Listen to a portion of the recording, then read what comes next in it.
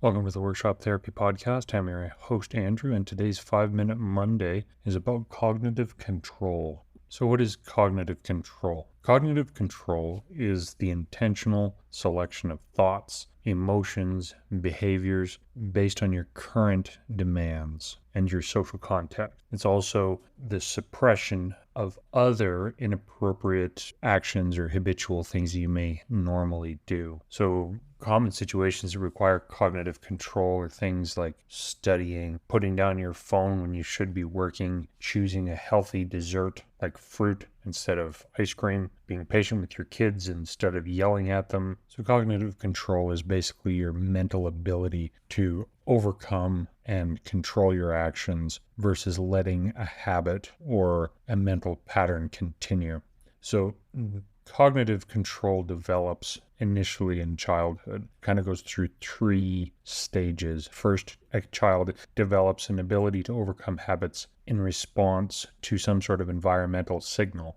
Second, they shift from recruiting a cognitive control as a reaction to something to recruiting it in preparation for something, like they're anticipating an event happening or something. And finally, the third major transition is they shift from relying on those environmental signals to becoming more self-directed. Instead of having a freak out because, I'm hungry, they begin to anticipate things like, I will be hungry soon, I'm going to have a snack to prevent feeling hungry. Or alternatively, since we've just defeated our child in the whole potty training battle, they become able to anticipate the need to go to the bathroom, for example, and they will go proactively to the bathroom to prevent an accident from happening. So this is the development of cognitive control. So what are cognitive skills? What are these cognitive control things that you have? One of the things that it is commonly called is executive functioning.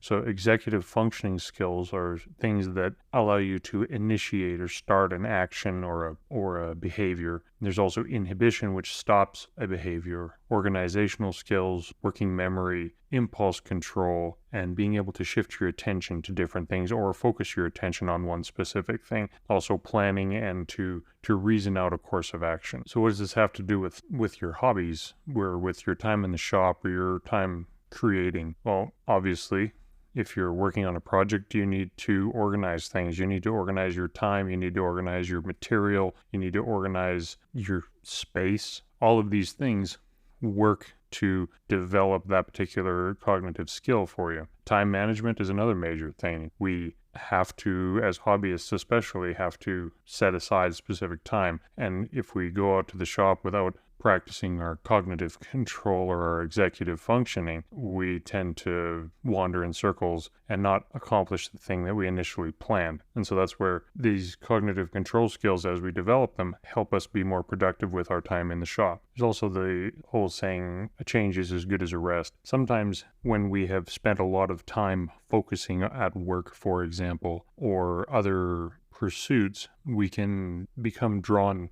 down, or we have a certain well or depth of resource that we can call on to do things. And so as you spend time drawing water from that well, it gets used up and becomes harder to make appropriate cognitive controlled decisions, or your executive functioning becomes inhibited. So as you take some time to do some time for yourself in the shop, or complete a little project that you've always wanted to do, or learn a new skill, all of these things help restock that well. So remember, executive functioning, cognitive control, it's developable, just like muscle, just like hand skill. It's a skill that can be developed with time. So if you find yourself wasting a lot of time doom scrolling on the phone or making decisions that you shouldn't make, we're all guilty of eating the extra piece of pie or having a little bit more ice cream or whatever our particular vice is. Buying an extra vice might be a vice for some people, I suppose. Anyway, we're all guilty of those things. And so as we work on our executive functioning and planning skills, we'll be able to make better usage of our time, and we won't have those little regrets. The time that we spent doom scrolling or getting out into the shop on the small amount of time that we have and wasting our time versus getting the thing done that we wanted to do. So I hope that was helpful. If anything stuck out to you and you want to share it with a friend, that'll help reinforce it in your mind. Also, would love a 5-star review if you want to give me one. And any questions that you have, send them to questions@workshoptherapypodcast.com and we'll get them on.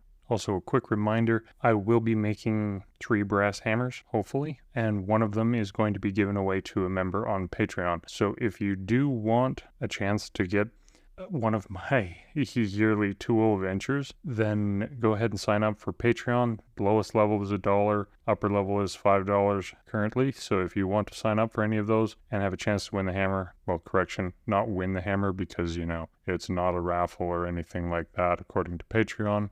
But yeah, it's a gift that I'm going to randomly give away to a member on Patreon. So go over there, link in the description, all that jazz. And thanks for the support.